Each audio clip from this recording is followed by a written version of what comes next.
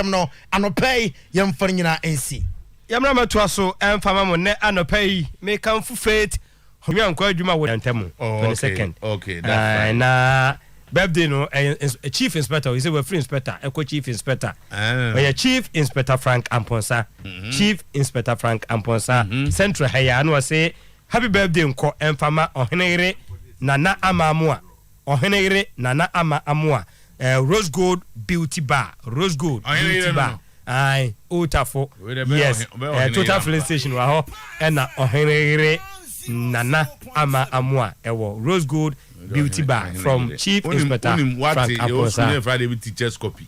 What's it? What teacher's copy that? Debut. Oh. What's a books and do I need to teachers we book with the teacher there. My. We were in there. Where's our Henry Rampa? Oh, sir. I am my channel and I'm Aye. and baby I fine. And no pay my frewa only na no abona beti se na me no ene na brempe na brempe di won bebre o yo bebre o yo na brempe no be kuma de no na brempe common kakra o yes yo be mimze minim be 10 say ahemfe de didi eyo we ya se na de ne na nkrofo yes ezo bia na na de o ya na chese tino me da ase mate boss ano so Liverpool for so say omo ya de me yem si we bias na me pa ya me bo ane sen kamon she me de yon say that de nyina no mo nya top 4 ni bia mo o say da bi si be top 4 na obi so be gye de kas na anyi league ni de me nko amadwene de o sa anu de makana da so nti draw no na pepa na mo pe o na ba bi obi ade se ba bi obi awe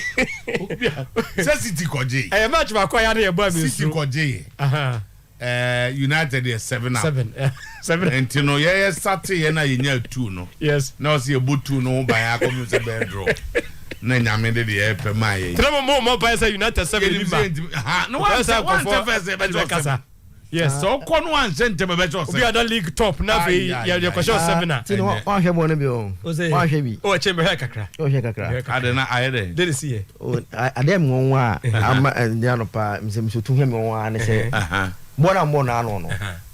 Difference and say mo players no ye chances. Wasteful. One of the players. Liverpool players no. Omo ye wasteful. Difference we man no. Kabe 7 no. Go second half no. Second half no go me be 8 kra. What the foot match na statistics na kan na wa. Na 90 minutes na 6 minutes nko ato so no. Liverpool nya clear chance 4. Ani nya no. On the day exactly me buso enti no esra wo ne wa ko do a exactly me buso asem me buso asem say match na statistics na dey kasa and na say wa wo fie die na dey ba match na nya hwe no and I say ye dey 90 minutes Liverpool nya say 90 minutes 6 minutes nko a no mo nya clear chance 4 born na be Sunday 90 minutes statistics on the my any game no starts. So no the only thing waiting there will be chances. And as is a people forever. Shots on target. So we ball I'm na kupu. Liverpool nya 6. Arsenal nya 5. Too close to call. Shot off target. The omo boy ye far baby. Liverpool nya 10. Arsenal nya 2. The far baby. Afa no wa masem so what you say. The far baby say dey na okay. They on target. 7 day no dey fan check am. Captain ana hu me won. Football. Target obit me chance. For example, Salah nya oni Ramsey nko a. Ball man fan chance am for pom ntia no anya chance. Based on your analysis. No, that don't catch a fan change any chance no. Meanwhile, 1-on-1. Ada sana go fan change. Ye nyina na ye catch about the takachi na beba. Na go ye. Asama ye kan say. Obi ko ho di 7-0. Mema pa o. Bo se sia ball obi fan change ejigo. Me I'm surprised that you know. Obi ade boy fa pole mu no. E na di go ba. Pole mu de o prebo no na e fa pole no kiba na on target. Okay, di fa pole mu. Enti na Liverpool nya 6, Arsenal nya 5. Too close to call. But the obi bo fan China ehia no. And there's a hunya. And also na wo dey kan we. Ehia pa because sa ball no a Salah say no. say uyi a friend is saying Konate didn't feel was the best chance in the game again. And he missed it. I don't know. I said, I say no, but a big chance. What my dear Moby say chance? And the positioning of defenders. Of course, Mama would yeah, and film kuno, baby, a quiet gen 9. Mukra some to go. Yeah, it was a massive improvement here. And I acquire any about draw. A woman say any result one would have wanted. But ye first say, Mutia in would tell Ubompa and say, and go for Nico J. Mumpire no. Yes, she 2 grand of us a better say. And you almost feel like take a crack out there. Or do for me. I say a dependent in Asala boy and for Pum, so any chance and off target. But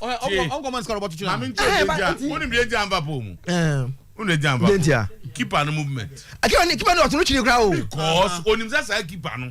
Said the year or to keep on 1 money year. It's you know, 10 now, say off target. A move 6, dangerous and big still off target. Arsenal also any 7.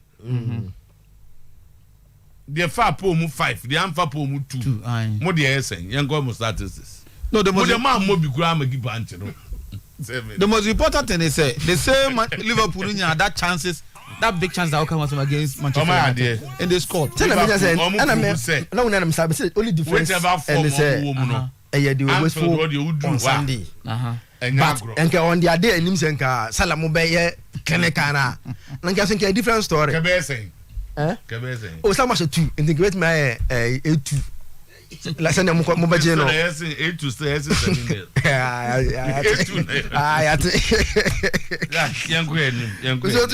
You can come out now. Me sure say that did not I wish I can meet me so 2 second half. Yeah, because as I support a beer on that day, me sure Senka Otenentaya, I shall obey me in the sack of a ball. I didn't drop because the second half was really like intense and pressure. The only thing Liverpool created those chances when they equalized. While before the equalizer, they were playing, but both sides were creating. No, sir. From the first minute to the 40-something minutes, they all of Arsenal. That was where they want to react. They want to win. And that is the pointer. Whoever what is someone I will answer and they start singing, maybe I'll keep an dano, keep an TV supporters now, and no defenders now. No, copper and honor. I'm told that you go in the second. How the pressure about on the kum and yeah, yes, and no moon a yas and I can just 7 nibi. Yeah, so let go for what the Easter. Master, what the Easter papa. Oh, legend. Just see do it. Many manager. I see do a brutal. We are so did now. See do chema full of beer. Yeah. Number 17 kun come Gano pay. No. Yeah, customer. Yeah, very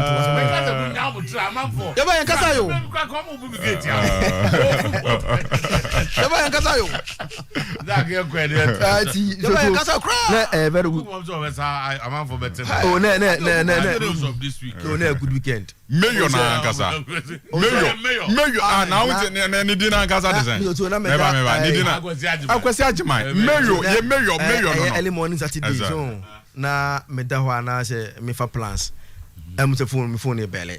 Number na me nim number no. Okay. Enti me pick ya Zakitu me say. Akwesi Ajima ni. No, kungo. Maka edinko ma fine. Okay. So ono se metenenka. No. And what so yes sure number. Until me ukase freti actually. No. Akata ma let me see na.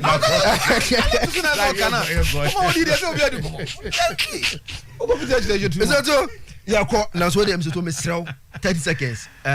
Chief Inspector Dazi. Fantastic. Central.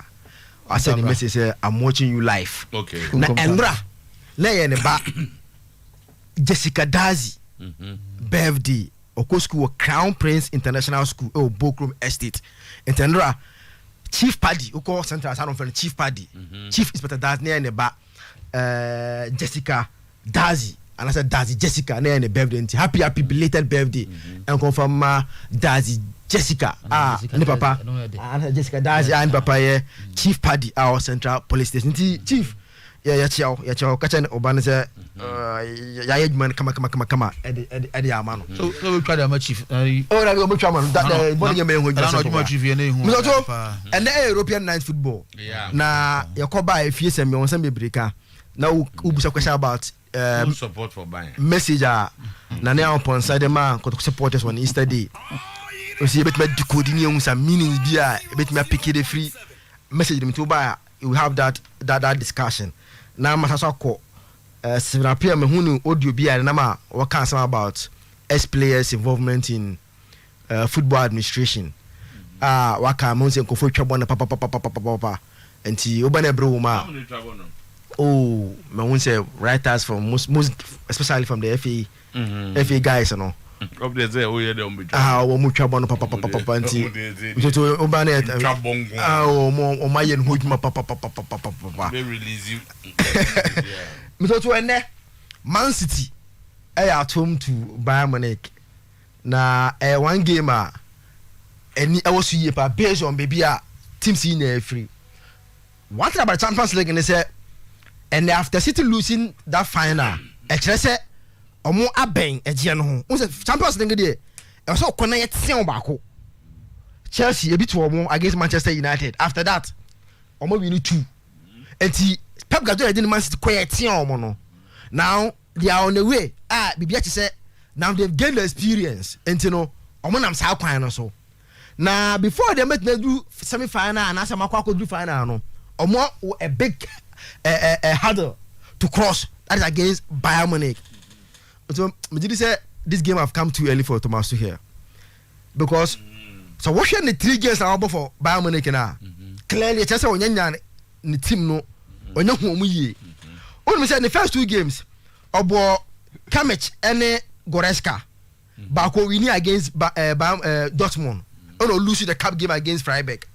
The next game obo Kimmich and Musiala were the 2 pivots no so clearly I would say onya or selection the first 2 games Sani didn't start Obama as sub Musiala came in as sub in the first 2 games but the last game I could win away against Freiburg no in the cup game you know started Sani to sorry money started Musiala it's clearly open one coach this game about 10 padamana Thomas Tuchel based on the selection our boy in his first 3 games as Bayern Munich coach but for Pep Guardiola him say the only absentee today AF Foden or everybody available to choose from the this game now do you hear there Ade Abeka say no him oba Chelsea for a squad that Lampard say they can compete he took them played the Champions League final and won against the same manager Pep Guardiola the same manager eliminating the FA Cup with a squad that niam we are seeing now to say they can compete eti you better on Pep Guardiola there and tell me why be am obi ehun the last 3 Champions League finals he has played 2 of the last 3 2020 with PSG 2021 with Bobo Kofi and Chelsea eti at that level or the experience to be there and compete eti o fan sa level no there odama Thomas say obetime bibia enra Pep Guardiola menim aya na so to na now and as small kana no crow and as dey because so obo against team bia na ebusa no opponent manager no asama I hu how o kasafa team bia no you know that one there because obeje jiwo so no was no kwa kwahwe so obeje jiwo so ka kanse ba kase ba enra one thing that he said and there obi as make say na that he said to Masuki ade ba kwa yes from about team say you can't predict him I said or sending sound time yeah today he has watched his first 3 games but on him the team is going to meet and as a formation about the first 3 games in now or call with 4-2-3-1 yeah him say or such a fan of 3 back attacking 3 back or team pa or boni pa eti Pep agreed and accepted say coach on any kwako bono even though on him here pa but never call him pa say even from Germany PSG at Chelsea or sound at any point in time here to get what he want Man City there pressure no pressure on super Man City because omuna we tag na be see omo say Obi said they are the favorites now based on teams now. I cannot any money more be able. Yes, we share favorites in the power. I say a call more. Again, Obi said Pep Guardiola at Barcelona the Ojieni now in Europe or Bayern Munich going to me. I said to so on to me NG here. There's a pressure on him to prove say Ampa he can win European trophy without Barcelona. And I said Messi being involved. That pressure is there. Now our Erling Haaland is scoring goals for fun. A game that very close, very tight, but at the Etihad, definitely Bayern Munich. One thing that Omuya depends on more travel to England. And then bad information because their last 4 they've won 3. So a cry omu bahwa and cry omuslo hoba. They are very comfortable when they are playing, especially on English soil and against English clubs. And right. One thing that we are sure in this game, there will be goals. Goals, yeah.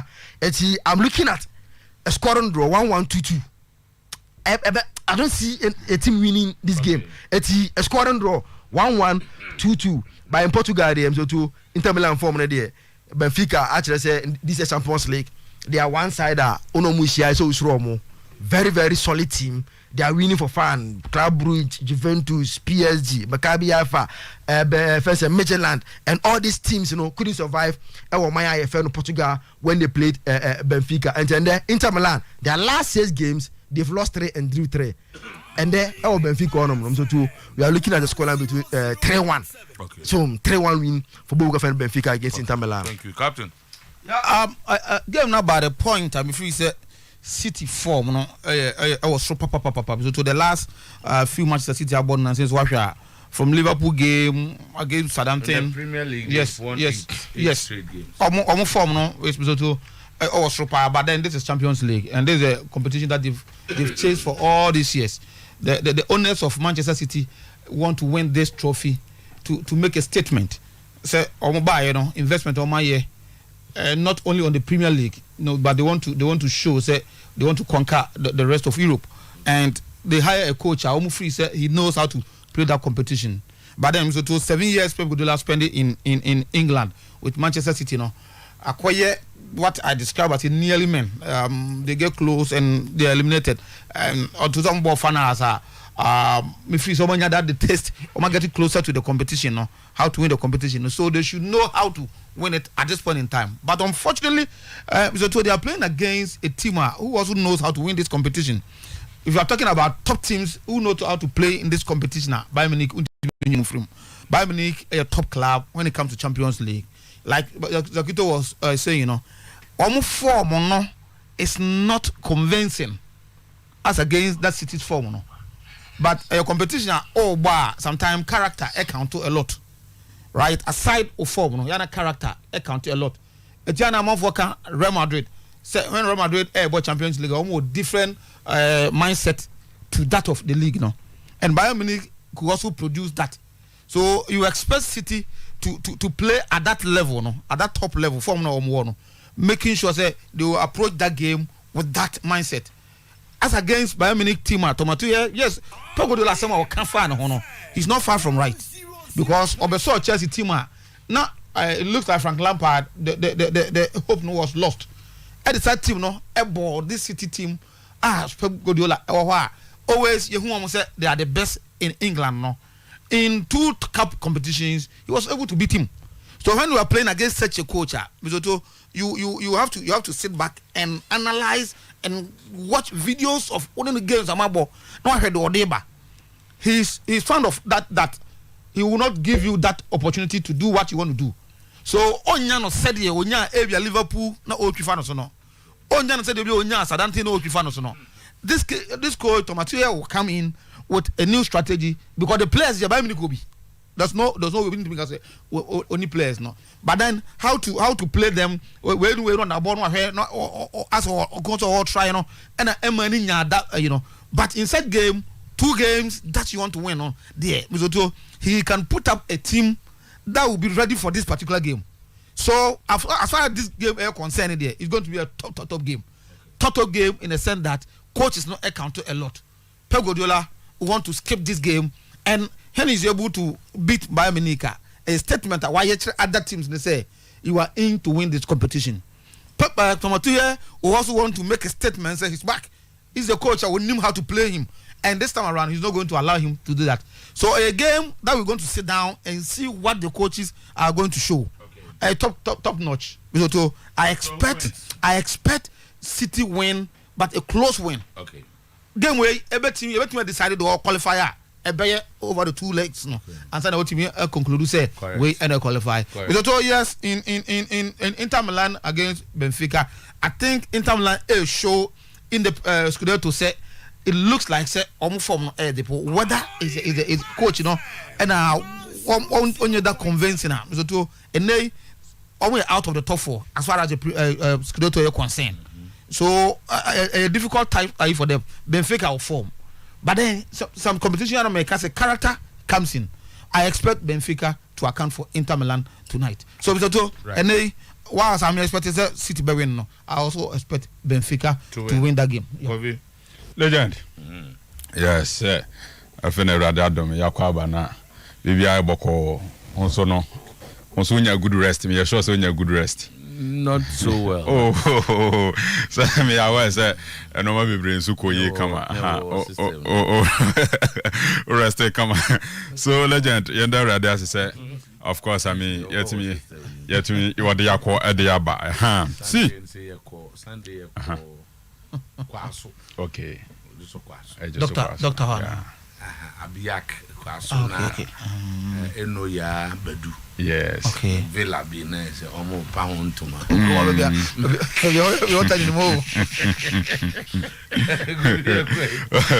Okay, Legend. If you Arsenal game on Sunday, Arsenal and Liverpool on Sunday, you're picking on my baby free game name. And Ubetimiaka said, if not the very best we have witnessed this season in terms of the competitive nature of the game. Any BBL all expected from top clubs in the Premier League, the Mount, Arsenal Football Club, any Liverpool Football Club, MIS, end-to-end stuff. Game 50-50, well balanced, an open game with a lot of goal scoring opportunities, brilliant display, some individual players be on more minds. Top level performance. And the Liverpool ne Arsenal game no MIA a lot of things to witness as football loving fans. So Legend, it was a good game. But this is Arsenal's season that they want to win the Premier League.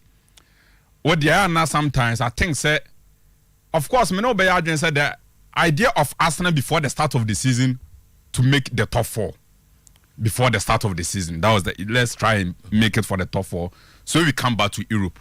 But sometimes during the course of the season, and no maybe to see, now ya change one ambition, and I say ya raise your expectation, no.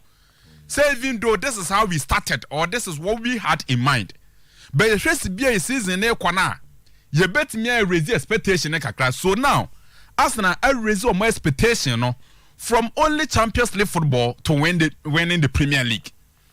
And game na measure no, I thought say Legend. Arsenal had the best opportunity to discipline Liverpool and to consolidate their title ambition more. Legend. Say Oko Anfield. Now say Legend ultimately take it 2-goal lead. 2-goal lead. Ewo Anfield. Legend, you should be able, especially with how Liverpool are playing of late. So me first 45 minutes now, and normal me who ye Legend. It was Liverpool backliner, net mean defender against Arsenal attack. No. It was Liverpool backliner, net it mean defender against Arsenal attack. With Gabriel Jesus, Bukayo Saka, and especially how direct Anna Martinelli on Trent Arnold and Kunati. So Arsenal created a lot of chances in the first half. And I'm making sure that all for first half no boy now, I'm created 3 big chances. Legend almost say 2 out of the 3. But I couldn't mention minimum so bakaya. A ball and omade man Gabriel Jesus. The early stages of the game. And a ball it was an empty net. Minimum so was our ball now. Created 3 big chances. They scored 2 out of the 3 big chances no created. But in the second half, this is why our coaches are some ebemuno. Judging Klopp Behun say Legend, he has nothing to lose. My man sacrificed one midfielder. Let me throw in forwards. So he decided to go with 4 forwards. Until Roberto Firmino by Mo Salah Jinaso, Darwin Nunes Jinaso. I think the Gapo was on the pitch. Yeah, 4-2-4. 4-2-4. 4 forwards. Macron did 2 goals. 2-1 against me. I have nothing to lose. Let me go all out. And on the buy all out with 4 forwards against my friends Arsenal. And so what far the changes of Air Judging Club as compared to Mikel Arteta and game management. Arteta also felt say any concern me kwakwa share goals baby and take care bra. My main consolidating my back line no. Na me defend it very well. No ye Gabriel Jesus free me one big substitution. In my opinion, legend, I'm what my friends say Arsenal. Because you are talking about a forwarder. Ni take ons in terms of defenders. Anyhow, no moving into space from left, right, center. And to show you Gabriel Jesus on the dear legend. Liverpool backline, we say, you Kuchuchano, Van Dijk Kuchuchano, our left, watch yellow card. Or running to left, Emma Robertson Kuchuchano, Emma or by left, Emma right, or there's a middle. Left, Van Dijk, right, Robertson, and or bar middle, and a connecting to Bechuchano. It's a movie across all the 4 lines of a Liverpool defense. No, means to pick Gabriel Jesus. And that me who saw video now. Okay, do the more method or no. Bobby Mano. 4 players and surrounding Gabriel Jesus. Control. And we born a 4 muscle. Then on looking pass. It was just top notch. It was Gabriel Jesus' performance that day. But coach a friend said Mikel Arteta. I thought to say. That substitution, it was better to sacrifice Martinelli than Gabriel Jesus in that game. And Mr. game ni legend. Abranti friend said Zichenko obo game ni chedodo. The last 15 minutes no abre. The last 15 minutes no. Mene chairman extra, mene chairman me catch chairman say munye sa substitution went him. No abre and clearly but they no madru no. So far offer Tienia. Tomiyasu Ejuma, but Tomiyasu is out. But who said? Where the first leg against Liverpool. Yes. Tomiyasu got ball 3. Yeah. To Max Salah. Yes. This time no into the Gabriel. No? Yes. Yeah. And Ono Salah be Janeja. Yes. That resulted in the first goal. Yeah. Liverpool first goal. Yeah. Yeah. So be sure. Yeah. And this was Anfield. It was Anfield, but legend come on manage game ni kakra. But on the balance of play, I think say it was an open game, 50-50 game. At some point in time, Liverpool could have won. Salah missing a penalty, Darwin Nunes missing 1-on-1 with Rams there. Then, of course, even the last minute in Ukraine, Arsenal move. Say Martinelli pass a ball and them Bukayo Saka legend in himself Kaisa move now. That move, no, say Martinelli a pass a ball and them. That was the last kick. Say Martinelli a free Saka and Tema. Who knows? Ebia Bukayo Saka could have gone all out to score the winning goal for team and friends at Arsenal. So legend, it was a good game, baby. Janano, the Ayadama Premier League in NSA is in the balance now. City a one outstanding game, which at this point in time, they've won the last 8 games. And it is somewhere near no close to 3 points. City and Arsenal a game Etihad. They can decide to settle the score Etihad. So it makes it's very, very, very, very interesting, baby Janano. But let's not discuss once again. Arsenal for no more be new move frame. Arsenal no me say I'll continue to be patient with Arsenal season. And yeah, where's the be bet at the moment there is in a balance. It favors City. Kakra, because especially when they win on my standing game now, that's against West Ham United. I think it's against West Ham United. They have some easy games, easier. Yeah. That's that. We're praying, say. Yes. Leicester ever far Brendan Rodgers. Yeah. With my but no, I hear you Kakra. Yeah. How many matches? But me the diagram be my Emma born again. This is Pep Guardiola. Or Sal run in. The last 15 to 20, the last 15 to 20, the last 10. Ne run in is the best. The last legend that's no. Ne run in. What you want to say? Or so be left, right, center. He plays throughout the season. Yes, season upon season. 2017, 2018, 2018, 2019. So the last 6 seasons, no. Ne run in the best in the Premier League. And once again, once Sanso started, the last 8 were winning in. In the process, no, Omashe 31 goals in the last 8 games. Also, like here, they are nearing 4 goals per game. The last 8, no, Omashe 31 goals, Manchester City. So this is their form. And to address our brain now, I know me extremely dangerous. But media, let's all be patient. Let's become the interest to be a Premier League. You know, ABC of course, at the moment there, it's in balance for the two teams. It will be a team winner. Legend Champions League football. Matome boss ashe Manchester City ne Bayern Munich. Mame bobo so ni yensi legend. Said here can City form no ehu. The last 8 no omo picky 8 wins 31 goals scored. Legend Erling Haaland in the Champions League 10 goals in 6 games. Eti omo bibia. And as I'm for Manchester City, the coach na here very simple. Wasesa ni play ne kakra just to suit the characteristics of Erling Haaland. Sene beya Haaland no ebetimi amomu goals no mo expect no. No etimi decide games. E dem atimi friends of Manchester City. And on starts so yes idea no. City are playing good football and Haaland no he comes to the party and gets the goals for them. And now there was also an say legend was solidifying the defense no. And so we no obo John Stones, obo Diaz, obo Akanji, obo Nathan Ake. Obo have 4 defenders at the back. Already they have one of the best defensive midfielders in the world in Rodri. In my opinion, the last 5-6 seasons there, Minya sure said there has been any consistent defensive midfielder or better than a branch defensive Rodri. So this is what Casemiro Delfin Waba. The last 4-5 seasons there, you talk of El Rodri.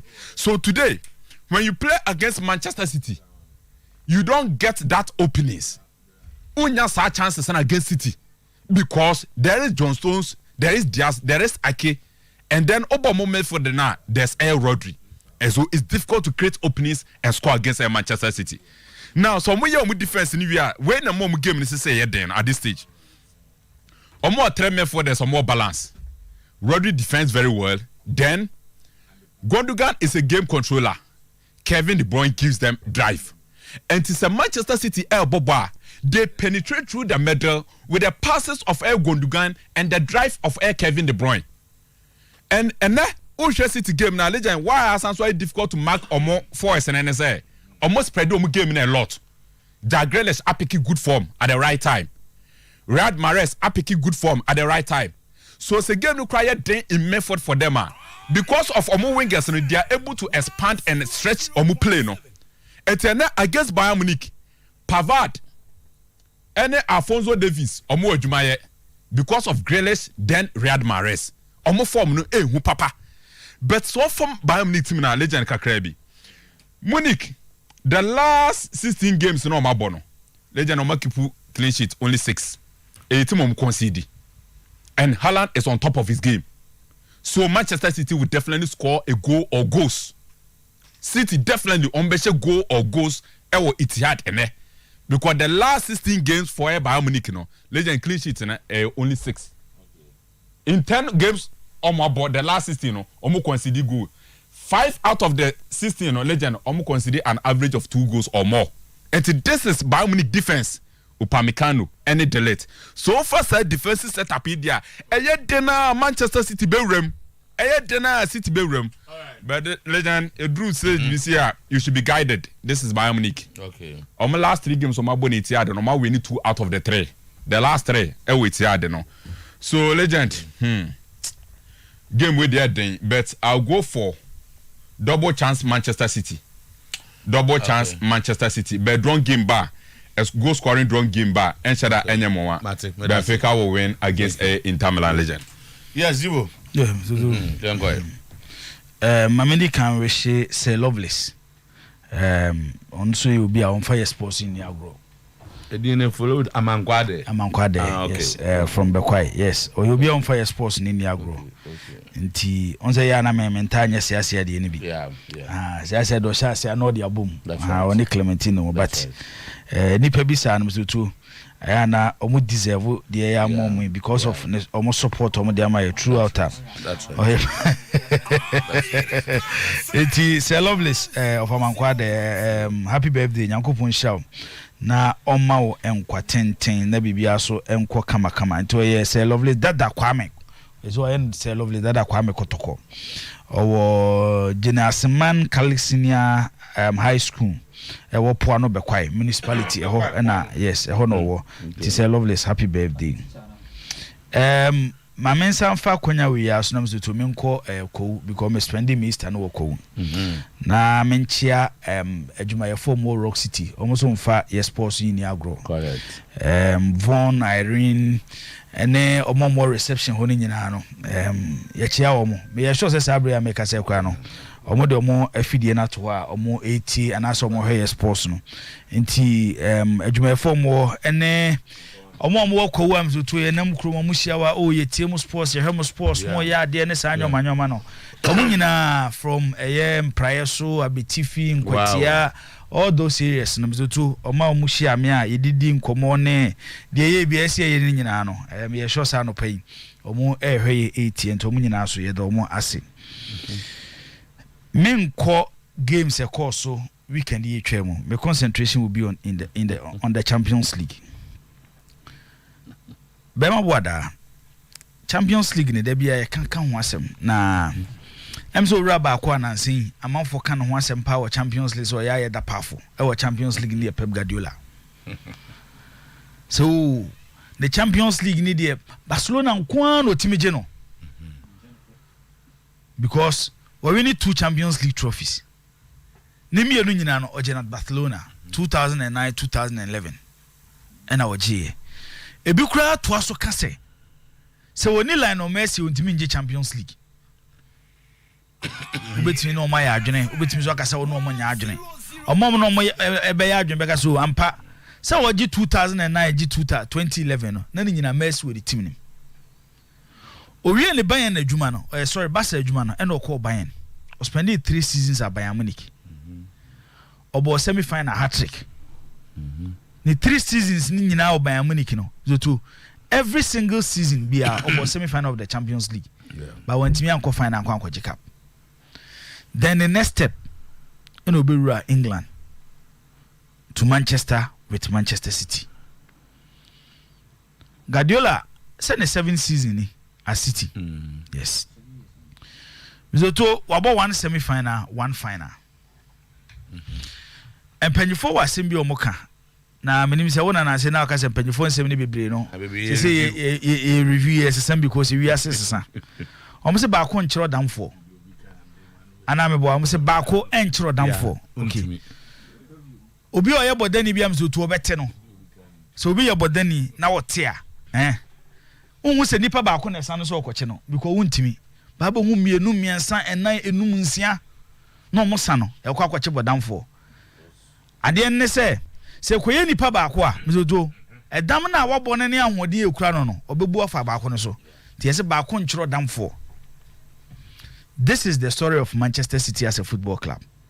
Mezoto media mejitum ye se Pep spende sa 7 seasons na wanya no Manchester City no at Bayern Munich at a point within that 7 seasons no be win the Champions League. But obetimi akọ 10 seasons at City ebikwa no wanje Champions League. Pep Guardiola alone cannot win the Champions League for Manchester City. It comes with a lot. And normally be a debate say Mzoto. Sometimes you need to sit down and ask questions. What now busa questions. Questions ni be say. Ada na yo say Mourinho je Champions League or Porto. But one Champions League or Chelsea, but kwa Champions League or Inter Milan. But to one was maybe say you. Ade na Mourinho, eje Champions League, or Porto. When me ameje or Chelsea, but kwa or Inter Milan. You said Chelsea then was not a Champions League side. They have just started. Don't say you more na Di Matteo mo be wie no. Nti offer from so no na ye Cedric Abisia Kano no na ye Juma na Matteo in about 3-4 years oko a lot of people work or they ade bi ba am so to neje no it comes with a lot of things. Say nwumre na so to Mourinho lead Chelsea e mo share Barcelona 4-2 e was Stamford Bridge no e dey believe eba Chelsea club nim na enye trophy but games ni bia in the future you can meet him like na ye kura Barcelona with Ronaldinho oni eto ye hye and that time they were the best team in the game. It's your that believe in say Chelsea ye drew stage bia we can compete with the big boys. It's ye Mourinho wanje Champions League e Chelsea but we lay the foundation. Claudio Ranieri ye bi na say Ranieri bought Champions League out to semi-final and Monaco share no a season before Mourinho take you over. So to on the match no it takes a lot to win the Champions League, especially when a football club now on your traditional Champions League club. Tiasema make you on your traditional Champions League club. It's difficult for you to win the Champions League and not pass it through a lot of process. Chelsea asema ya mzoto ya dey mfatuyi. Omone na musa a time Chelsea kra Ballack, Lampard, Drogba, Essien, Ashley Cole, John Terry. Player for player form at that particular moment. Now Chelsea has started almost dominance in the Premier League. I'm not sure now Manchester United will play exchange Chelsea. But mzoto sa agro no yedi na wodi anima. Yebedi agro na jawo. Eti time John Terry ko gina penalty no no. Mzoto yehu ba bi ode bo ne fae. Na Manchester age Champions League no. Ene nemu. Ekwaya Chelsea fa so je Champions League in 2012 no. Mzoto na ehu. Obi ani wo ka say Chelsea be Champions League that season. Na yesa ebo na final match omo ne Bayern Munich. Ena ebo no Allianz Arena. Hwekwa Chelsea fa so. Ebete sa aka na ma ball ne call penalties match Chelsea GA. Compare that Chelsea 2012 team to Chelsea team they lose to 2008 to Manchester United or Moscow. It is you see the players, good players in the Champions League now. Then you ask yourself, say, other than a Chelsea team of 2008, no, Omani Champions League, by Chelsea team of Mikel Obine, Gary Cahill won a Champions League in 2012. It's a competition, I'm so just say okonyoma bebre mu club ni hunyoma bebre. It's one person cannot achieve it. Manchester City fast pains nim. Esa wo suffer wo ye club say Champions League no mizoto onyi bi da na pesa wo gibia. Just say wo hunu amane, just say wo su. At a point, now how a competition is it here and san wo hunu ne ball. Manchester City go through those pains. Mizoto 2 seasons ago. Yeah, Bobo final no. See the teams in me no gina the Chelsea gina na the Manchester City gina ha. Ye nyina so City ko fairway. By stage na no makwa gina no. Chelsea as a football club, the spirit around the club no na accepted the Champions League trophy no. It Chelsea here 15 chances and some no match 1 goal. The only chance that Chelsea creating will go na kai have the koshe. City create a lot of chances.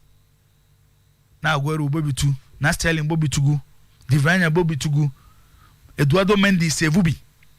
You na Thomas Tuchel and the Chelsea as 1. Thomas Tuchel na no coach Mizoto. Emma Chelsea no. And yes no a Champions League winner. Thomas Tuchel no a Champions League winner before joining Chelsea. Even though no about final, cup ne dey no 1 GB. But Chelsea as a football club, no mako akohu de tuam e yawe wom ne mu anigye. Until eventually Chelsea won the Champions League against City. You na City force. Guardiola say on tiase say on bebo ni nyina not just one chance. A moment me anje trophy. And on mobile no moye omonyoma yi. Last season they were in the semi-final. And on share the Grand Masters of the Champions League. Champions League no person you dominant in the Champions League. You need to be such size. They say Madrid mo, they say Barcelona mo, they say Bayern Munich mo. Because omo there omo ye ka Champions League na ye bo mu din. Eti ya no mu komu no media me jitu ye say mzoto eye there at a point it can be Guardiola e bi so enye Guardiola by process no mo famu no omo usua Champions League ni say die si bo no enti e be take time by time na me no mi no bebu se ho say this season next season and 3 seasons away enim. It's not make catch us say, but I can't say down for Guardiola alone cannot win the Champions League. City as a club, that's what we process bim. No more pains now what Champions League no. So to make I say in 2005 5 before Milan never Champions League final no, against Liverpool. Now Milan is just 5 minutes away from elimination. Milan she PSV 2-0. It was San Siro. Return leg it was Philips Stadion. By 85th minute, na goose heading. LED PSV am match Milan 3-0. By aggregate then, PSV are through to the final. Amokobo against Liverpool. Then Massimo Ambrosini from nowhere. Then na ko wo bo bi so to net. Ma Melania 1 goal. Ema na 3-1. Milan were in the Champions League final. Eya wa PSV for come to na nya ya oketwa. A game of details. Ene say na game ni be sia na mizoto mewie sa game no. City and Bayern Munich two sides are. Sanke ba mo Champions League meetings are. Ba konsa na ba koso. Ba konsa and na ba koso. The last time City elusu game ewe itiad to Bayern Munich. Na Guardiola and the Gina daga out no the club friends Bayern Munich. That was 2013. Bayern Munich ebe share City 3-1. Zoto uye no free wa. These are their meetings. Ni nyina your group stage o. Tuesday November 25 2014. City tene fie share Bayern Munich 3-2. Wednesday September 17 2014. Bayern Munich share City 1-0. Tuesday December 10 2013. Bayern Munich etene fie City ko show mu 3-2. A group stage.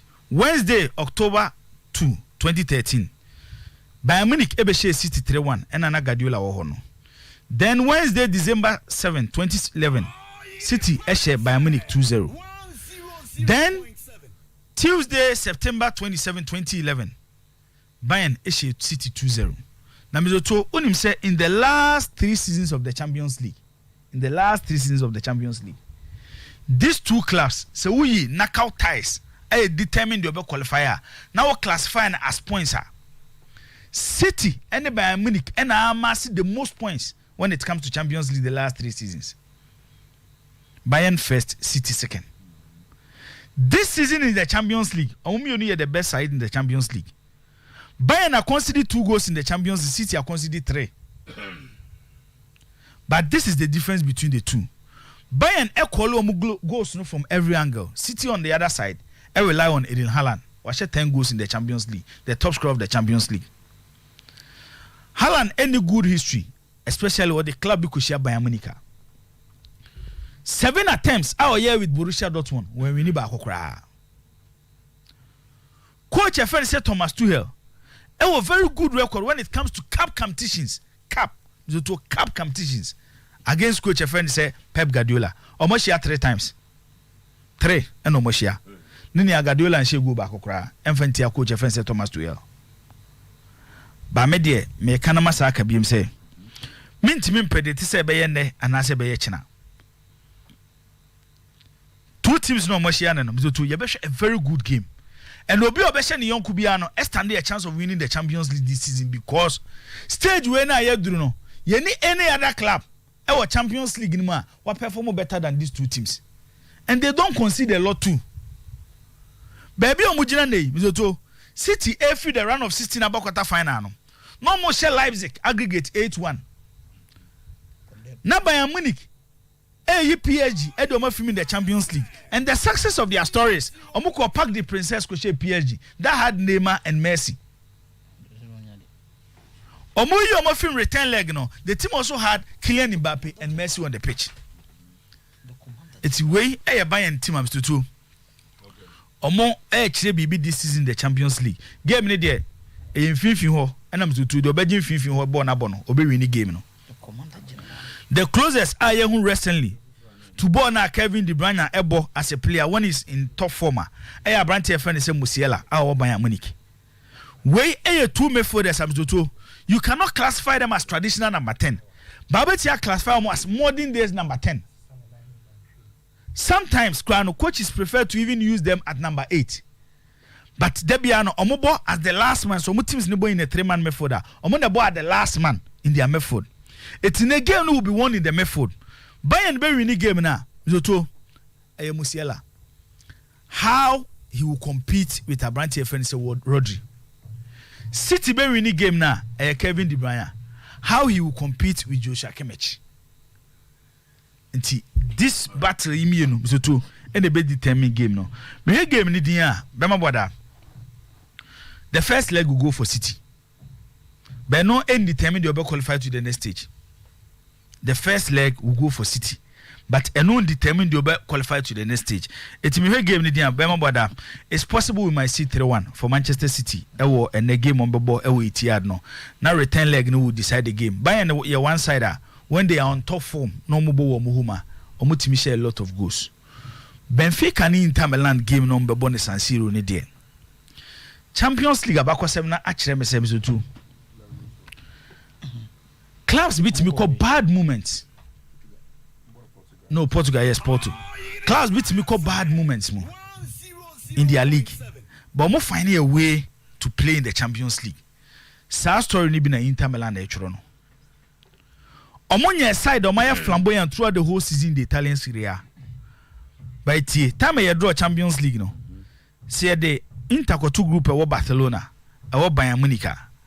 Na Inter Milan ne ka ho a. So to say catch you say you favorite to qualify from the group a. Unfan konkoma Inter Milan that. But omo finding omo way e join the Bayern Munich to qualify from the group stage. Then the next team omo share was Porto. So we share Porto game ni deep you could see Inter Milan will be say bet me a lack. It's not like they were the best side in the two legs. Chances are Porto say no. The number of saves are Andrew Onana yeah. Zoto now to the end was as at the match begin the Inter Milan team here China this season no more they bought Champions League nana. And nothing I yet didn't the ama say me write you off. Benfica so we Bayern now we City. If there is another team, our performance so well in the Champions League Benfica, being led by Roger Smith. Inter the Benfica team near. Now Areho 7 say Abrante na friend says João Mario no. So to abebo bra we Italy pen no buy no we Inter Milan. Edu stage we na Inter supporters team bu no mo huru no stadium.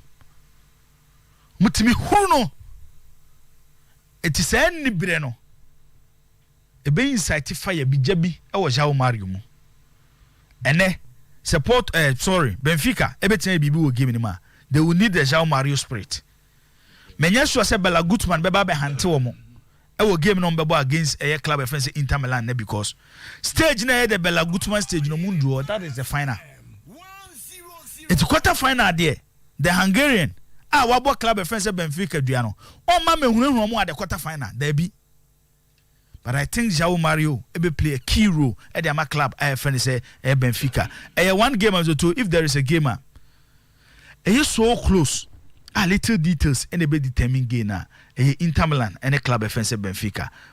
I won't be surprised if Benfica will win 2-1 against Inter Milan in Portugal. 3-1, 2-1. Yeah. Zach, we are here. But your message is okay. Few ones we need to quick. Okay, yes, that's right. All right, so we both watching. Is just Soforeku. And the Abba said, young Michelle or Himalizi. Happy birthday for Manende. Okay. And she met your Frank or Palestra and Palestra for Himalizi now. I'm some of her mom for him. You know, some of your own books from no deal. Me instructor no. Me baby our finance. Me shana mo baby. For Fraba. When I just know the in training the university. Oh, they said no man. They said the foreign based players the bomb the coaches. Yes, I want we are na. Kono no me kono. Well, what's that? They be my comfortable. But we to Frank so be you. Frank here. Enche resume Frank. Today say Joel has started. Why? Joel. No buy me, you know you was me class or me go school. When you had idea to be you. Hey about you. Zach. Enti yen kwai na and then me wo fast so birthday me am wo fast. The boa. Boa ma eba se wa pepra mensa bon. a chain about with the winning. Yes, so they are Fabra. They with the corner ban one man can once a month. Yeah, much man. Uraba Qua, may yes, sure. I'm the sports president to be who must be benefited from him. They're quite be so. And you're quite be a dozen, Chairman P. Oh, okay. Chokas will be a chairman B, and then you'll be a by a modier. Yeah, you too. Yeah, was a Chairman P. Made a form. Hey, now what you done here? Yawada Bay. We are our bossy and house, dear, or bossy. Okay. So remember the phone. I may add Thursday. Read you and say, oh, straight was it. I say, I bet I'm not people and county. Mokasananka, Bomedica, Miss Medica, Nanka, Yako, some of you phone they are saying, I don't want about that. Oh, yeah, oh, fine. I may add my award. Chairman P. Who deserve to be a. You bear 40 days in a trust and as I be an fee. Fine. You do an Jack. Is it fasting? I can say. Is it 8? No, I'm thinking that should be the 18th or 19th day. No. Be another 90. We are moving to Dankai. Oh, yeah. Oh, yeah. I think it should be 19. Oh, okay. I'm saying 19. Oh, okay. Saturday, yeah. Time cheaper. Yeah, be an strong one. Yeah, Prince of Mamuko Briki. We have been an Omago Briki. Oh, John Doe to be, but fascinating. So, let me say, if he said, yeah, I say, I tell you, boy. Okay. That's a quick one. So we was now. The Waka Krabam, and in 2 minutes I should be able to.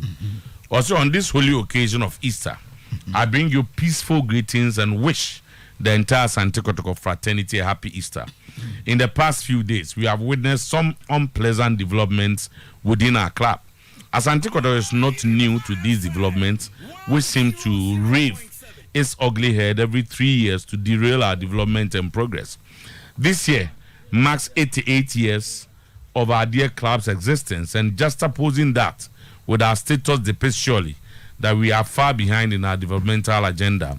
We have particularly taken notice of supporters who have deactivated their Fabu Census account due to disappointments. We entreat everyone to stay calm and reactivate as this initiative is for the development of the club and bigger than any individual. As a management, we continue to seek your unflinching support as we conclude our tenure in 4 months with the aim of retaining our league title and solidifying the foundation we have laid to ensure that the next management do not suffer the different deficiencies we experience. I personally thank the board of directors for the overwhelming support to management to steer this noble club to the heights it belongs. As the Bible says, a house divided against itself shall not stand. What binds us should be greater than what divides us. We are one people and must learn to agree to disagree. As Santikotoko cuts across tribal, ethnic, religious, and political divides, this noble institution has achieved greatness through the contribution of people of diverse backgrounds, and that is not about to change. This occasion of Easter should ignite reconciliation among us for our forward march.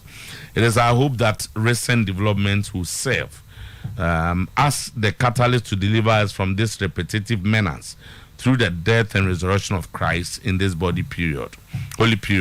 We shall prevail, we shall persevere. Fabulous, we stick together. And this is from Nanayao Amponsa, the CEO of Asante Kotoko Sporting Club. Mr. Otuo,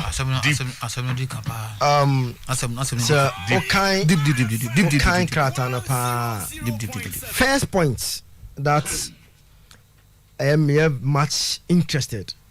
Baby, me interest. Okay. First one, me jump about say they are laying the solidifying the foundation. The next management do not suffer the deficiencies we experience. Okay. So, what are the deficiencies he's talking about? First question. And I'm passing. Did they really suffer some deficiencies? I had to wait my answer. Yes, they suffered. a lot big ones and this management best of fire and they are still suffering it because you tell last week yana ba ko bebo mu ban skania say nkura last week yana very terrible North dia no bebo mu e ka one of the deficiencies they met Misoto Sametwana I was the immediate management me feel we better as yankasa part to me kanya me ora be ho no mesu me teopa na me hwe sa krata we na me kasa paragraph we a me ora be you inherit assets and liabilities. There are other things you also enjoy that past management on a year so you that in is management you inherit assets and liabilities but not when the liabilities you see say we there meaning say make my you reckless so because you could say we there just say it was avoidable you could see some liabilities were avoidable and no young there we point fingers out just say we there one yard there now who should be akotoko free and the mobile do high yam so to me there I've always been saying it today na men kai the last time I become there one thing I hear him say if this management is going based on Mukata idea just on Mako and based on commercial I have to teacher say omu ya poach omu we can poach omu they be poaching they are some they are big poaching don't me can't say Timber poach don't my rumor don't men what I say man asma me nima what say say me can we there maintain say what it is because these are what it is but I'm sure you have not confirmed anything baby you don't throw out baby what's on me oh sir so what is it when you're in here but this is a serious thing what you should confirm something so one is why confirm baby uncle we dey no say na na yampon sa administration we are what is it team be crowd on confirm he's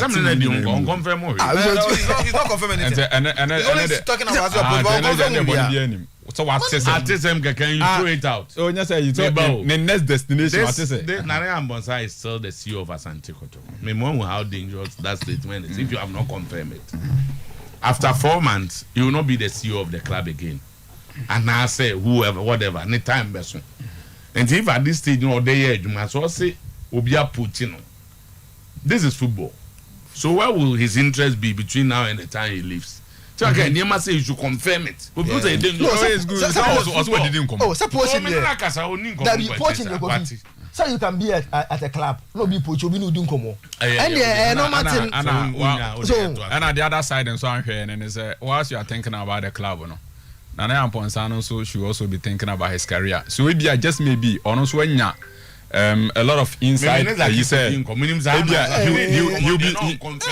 to move on and say if you are not so I be say he'll be made to move on then also find the next destination so madam is a dangerous and come a D before coming here we are not confirming it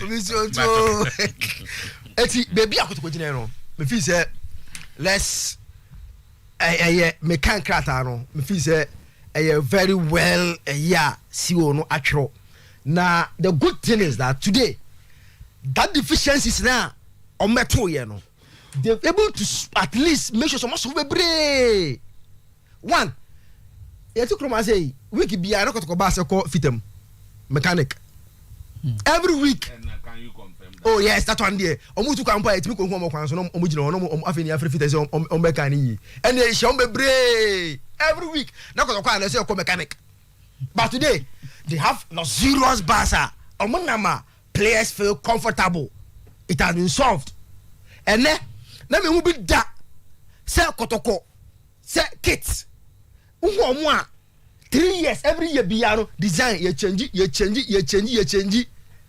eti baby I dey kotoko kwagina ende no if the CEO leaves Mr. I think say based on the criteria idea e say onu akasa oni he say he will stay again he will be there and they are living a very good that is not for him to determine and that is for those who appointed him no can straight away say after 4 months he leaves yes because he doesn't control what happens after the 4 months so also said the ekoso no ebi a ono akasa wono feel this to be there now oba say wa and o make who said over the week I don't trend pa ye traba now obi si to time na so o me masa me no mrebi said we better aso you better aso oh that's it no I say whatever time now can go to end up with me say time ni ade until the better aso and that topic now okay we can 1 minute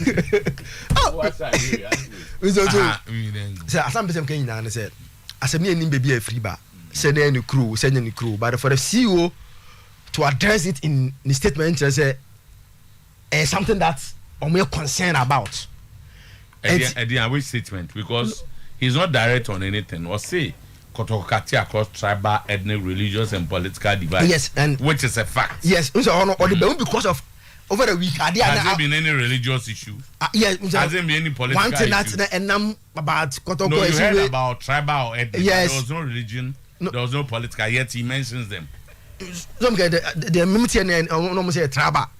So at the end, man, all what I'm saying is that baby our team regional no. You understand? But that's what the team needs now. Leaks James now I can because you see how they be in everything is open. I go for time now. Too bad. Yeah, chair or foreign room. Yeah, sure. So China. Now me adoma when we meet again. And I say we are when. With us. What you say? Captain. As some way the car. We have 20-30 minutes nanka what they are digesting nanka what can issue the next day I will do my best to summarize it na mako and so men call without touching on King Faisal's hilarious nema omoya just say Coach Ignatius or say adwuma oya na ewani agye ho na over council because that no after Kotoko game no. Now the next was Diana is able to qualify King Faisal to the semi-finals, and the president of the club Akase King Faisal qualify for Africa. It means that King Faisal that trophy no. It is not King Faisal for her. To my basso, the executive chairman, and I'm any the all those big men. Oh King Faisal. Abdul Latif. Na we from Akumum. Adia oye you know. Nyango Kano. The guy is deep. Is deep. Wow, we start seeing too much. I hope so. Nyango Bobo na koso sa. Na mzoto o kind of na ya statement na ko na afina me raho mzoto na still I make say mani atata ni tu kakra because when sa ebube kroma say obi pekotoko do pekotoko akono denye na bro is na asoma ya kana asante okay so gawe adwuma na ya Ponsa be ya so to me liking to that of Herbert Mensah no ya eduru ba bi na enipa bi a omo pekotoko no kan kro start omo ya omo dia no kwan ko intino be na nka kotoko na senke kokoduru no be me was strong conviction say Herbert Mensah remain ya kene kotoko compete with LN kana na ya buy no akasa divisions obato ya bra na obebre no anka on sa me bre so after Herbert Mensah anko for 12 certain make say ko no onko omo beto omo ntimi anye de na oye no bisoto me ade na say me so na make omo mo buy na antimi ye di nkomo nti obi so timi ka bi owura Sylvester Asare uso en mantman obai no mo san de kochiri omo de kochiri na wo mu akobala jinje mo no de kochiri e san de kochiri Dr. Keke Sapon ba de kochiri Pogunti ba onye ni nyina kra na and to that level no Pogunti bai Obokunti be join Herbert mo group no okay Obokunti mo Herbert mo side ho no but ye de ball no oni sika ana e de esa de no so bi so kotoko no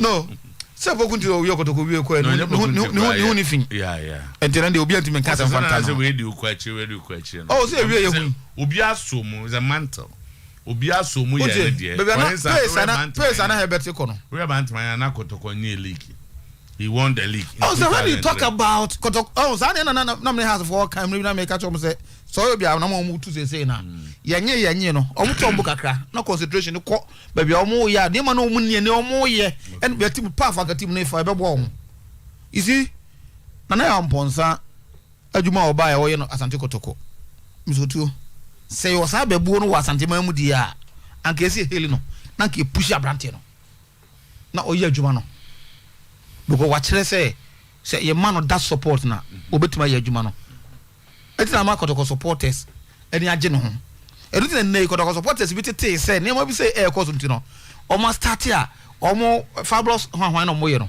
omo census no mo ye no omo yi omo free mo no because omo free say the person e course dia aden as one good thing deserves another aden na kan support na ebe hwe masa ne mo no aye say hwe ya na zo to den sembo also ope asembo aye kam zo to me pe attention akra ya also ope proof na no ya stadium na no ya stadium edipa mienu na have to apologize to them say mo so one ekotoko administrator your friend say man that's nothing that's every ya gina ho one kotoko non kotoko supporter o twambe okay then how to restrain himself say no monka sa wonko football no ya na do that aside many baba yi say gina ho ekotoko no one supporter that I respect on that tribal comment no the team na ma amam friend na all say team Jesus Christ baba say na so nya no what here me gina obi metuma boni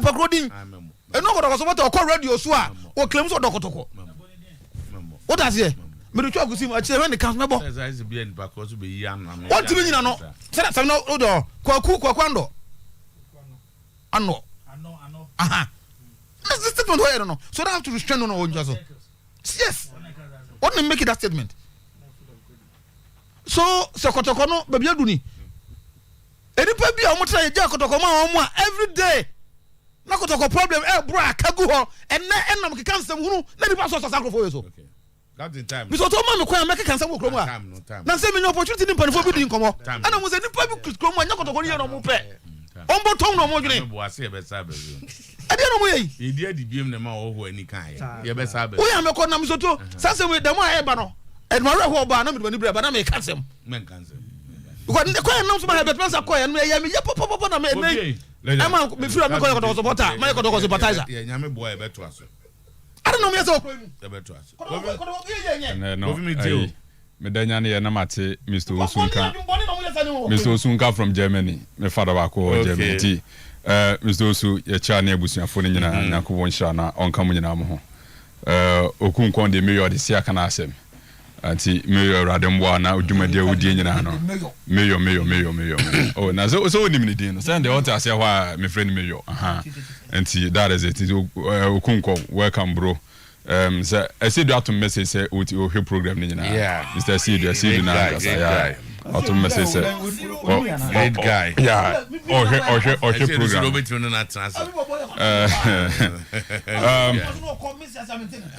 different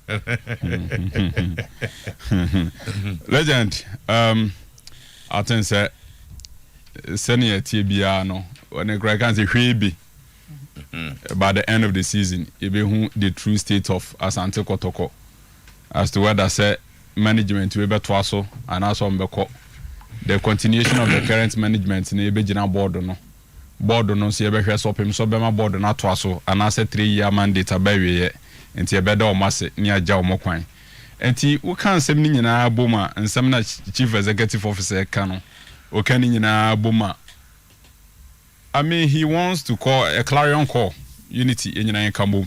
Nenya Asante Kotoko, and of course, how I'll start here and also catch it. Say most of the things that pop up no, he's giving a confirmation to most of the things. You know, say in recent years, and no maybe CCC. Bianca, century. I'm going to show you a school for now. Say I'll just go stadium. And I'm who statement visa. Oh, okay. Anti legend by the end of the season any be who how a normal EBCB akọ but of course this is Asante Kotoko the Brebiana Mikasa same way this is one particular club see the internal politics within the club no also change MPP and NDC and omunye to the progress of the club omunye to get the club backwards. I am person as to say who is right, who is wrong, because everybody justifies his or her position. everybody gives a great justification said do no ne ye no ene ye na we die no ene enye nti session ejidi se na ne Amponsa is all right baby onam no is the right thing for Asante Kotoko ebunum ti dabi the oye na emboa the progress of the club and how ombetimi reconcile the two na sa two parties na bre bia ye creating Kotoko na timi aye one and any problem da ho de ma Asante Kotoko and any problem da ho de ma sa club we intelligent baby ejina no let's see how are you be bet omo make sure say sa no ma we affect omo season bebrebe na omo focus on the season because me there baby amitie sa Asante Kotoko omo no ma ya they stand a better chance of winning Ghana Premier League. So legend, let's see how that goes. Mameko Asofo Kakra legend. Last week in America Caliber man kwa hwasem, but before say Caliber no mamenka we say Enoch Asubonten. I'm hearing say by the end of the season Enoch is likely to leave for Cincinnati. And they likely say Enoch so be join Abrante friend Salim Adams e was Cincinnati. Na initially no crowd no they were not Cincinnati for an air panel this time yeah you will me but House of Folk so yeah no maybe so ya catch me say almost so many Premier League now they will fight for the Premier League and to convince Enoch said the deal is done with Air Cincinnati but then House of Folk are in the season they are in the competition making sure some big season and Sana Subontin be kwa wako. So I understand say Asubontin to Cincinnati no is almost done say Bibian San. So by the end of the season Asubontin ebe join a team my friend say Cincinnati in the United States of America. Legend Caliber Manko issue ni Senate here. By the end of the season Caliber Manko ne House of wi the contract na aso ewu. By the end of this season ya yebomi na Caliber Manko ene Accra Sufuk ewie. Now, House of Folk open discussions with Caliber Manko, I think about 6 months ago. And I'm starting some money in the open discussion. But a normal on the good table no so no. As at now, Caleb enya accepting no man on the good table no so no. Now, reasons in a dozen. The situation a free ban situation be. When at some point in time he felt to say there was a club on every warden to a certain height, oh man fast no man no. And to only ready so be renewing the contract and at the time our contract and ran it out. Because at the time on only GDs and no one mark club on enough for the club to also reward on the call. Sa pepe free ban be. A free ban felt to say will give a lot to the club. I was a club in a road no. But club na nya kopim say national team no man who said there be a free ban nam no. Let's try to reward him. And on also said there be only new contract no. Legend Caleb is not ready to renew the contract. But in the woman in the say House of Folk receive offer for Caliber Manko outside. I understand say offer ni if Serbia. Na club no enya happy with the amount of money na Serbia for the buy no club no the buy no. Omenya happy. Baby omugina no their hands legend say by the end of the season contract and run out their whole club no your hands are tied. Eti House of Folk in say gumachi. They are forced to let Caliber Manko join our Serbian club and enter our beko for free. Data Makofa ba no pay no. Bona or bono. Say House of Folk enti me convince Caleb Amen and renew the contract and equals or for free. A free ban here there me catch re ofia say do baby no ne godfather friend from United Kingdom e catch a free say on tia say no do one stand contract na club nya kakra and was stand na club no enya $150,000 dollars. But when say the minimum do be convince Caliber Manko and to more accept offer no. The good thing for Serbian offer and say Caleb no accept offer no. Okay. The player is ready to move to Air Serbia. No akwa bobo no. And in ya can say House of Folk so be accept offer and so they will allow the boy to leave. And Mr. Serbia boy we be bet. One thing so and say so no so kwa. Legend need say House of Folk e wo big hole at the chiro also replacing and the absence of Air Caliber Manko until legend kakra a woman no medasi Jibo ye nkoi Kotoko asem ne de ne kan din o za ade ado mdudu akwai say ye de ye besi oh yeah enna ne du se na mafe shomokwe okwe chomu le shomokwe akwa na osimokwe so ofa car from a Kumasi to Techimai. Na Kesken in Onyx Kaudibika. Nti oduru baby obesi no hu so obesi. To see for na match the train osika we no e di no meeting no bonus. O se mini se di besi an apart from asumbo ntimi be ya ni asumbo tutu aya na metin sem ni bia aya na me di ya okakra ye woni panum bi wo ho a I have enough respect for them, but sometimes almost ombeka no ya na obusa won say and what choose the wrong people na what respect to man na recently Mateo of Free Fire Acheampong come am offer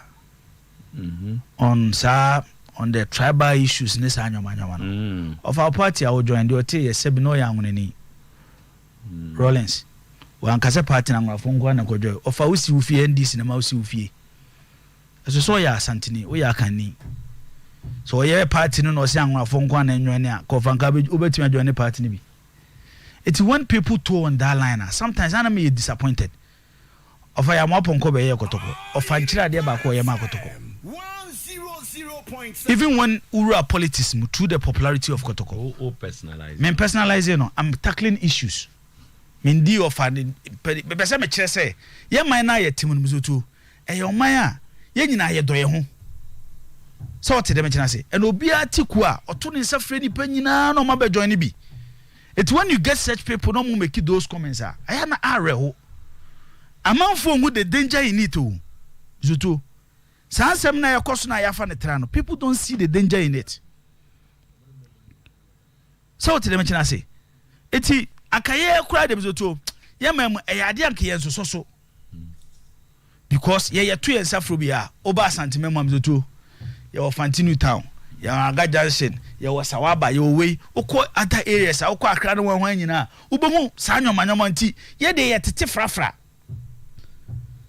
Yesa kura to aso kura ware ye ho ubeti obi na okana we ya santina we oso papa ye mfantini tamanfo obi okana we ya so papa ye mfantini eti saline na amanfo oto no mizoto da bi opem so oka oso no de owo ho e de magana nyina and it's true Ghana etimi true stage bi na mizoto utu se nyoma ma ye den ye nte Ghana ha IMF obampanyine ko 4 time. It took our great king to intervene. As soon as we buy no. Anya yankwa na nya Ghana nyina na nya ye. Eti ono de ogira ho de ma obia. En ni team ni asante kotoko. But ube hu say na be more personalized issues ni sa anyoma no. Eti sometimes ya na metiam zo to. Me dia na emi hu, ana de ana nyo hu. Na adwene. Anya na nyo hu. Na adwene. Na kotoko no mzo to de ye hu. Ena de anya no su hu.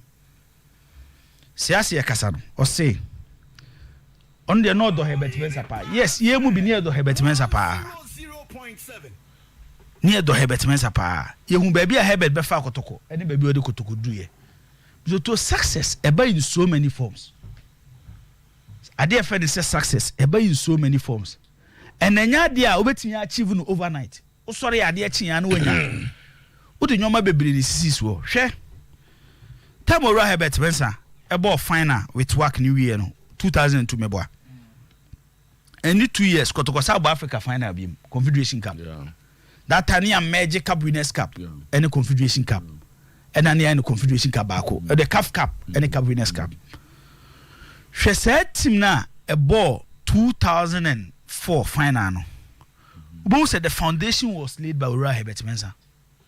At the time an abant my hand in the management the board and the buyer no. O mamre. Te said the Ura Herbert Mensah be fa Kotoko and the SS appear.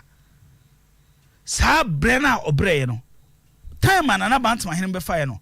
Now Santi Kotoko move to a different stage. It in the space of 2 years na Kotoko abo Africa mienu. It is a Herbert to cry anywhere. The foundation no man to ankune and only a good foundation. Sometimes nipa bi ba mi so to hu omo sa na adwuma. You talk of Herbert, talk of Dr. Sapon. Omo say omo ye adwuma, ube hu na bibi free baby na gban. Na tim ni sa akodachi.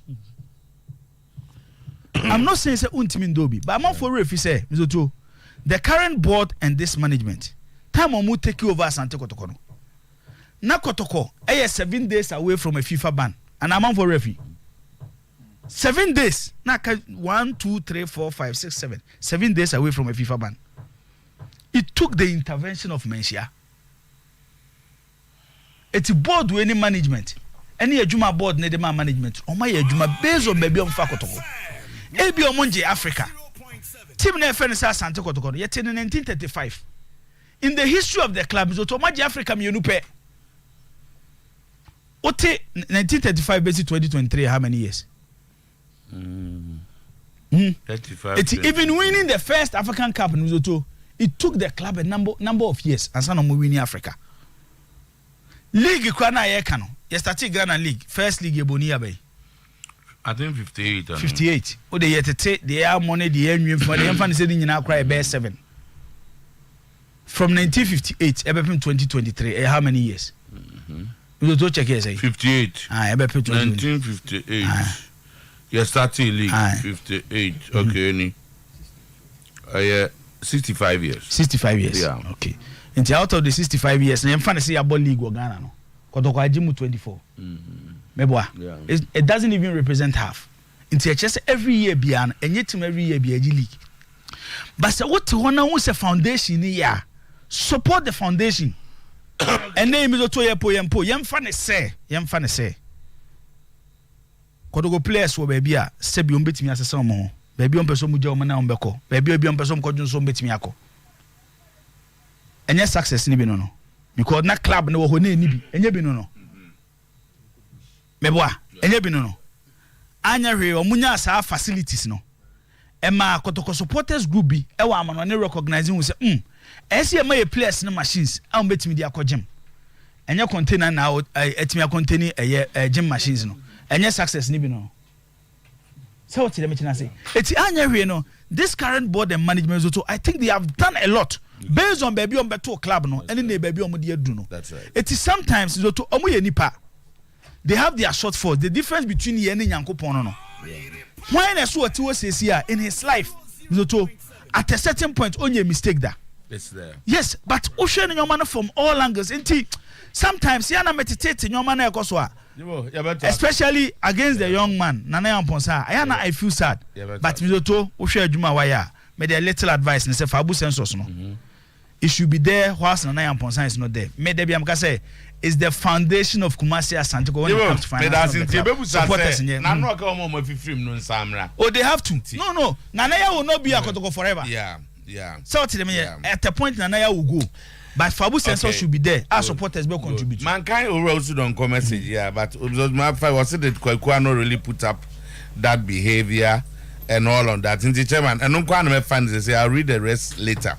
But Ajimai said try and read my message. Or say you should try and maintain him and new thing that's very even if this management term ends and don't want to extend for them on and Ajimai at least I've been able to do something. You be share 3:30 exactly on Highway Sports. Good afternoon.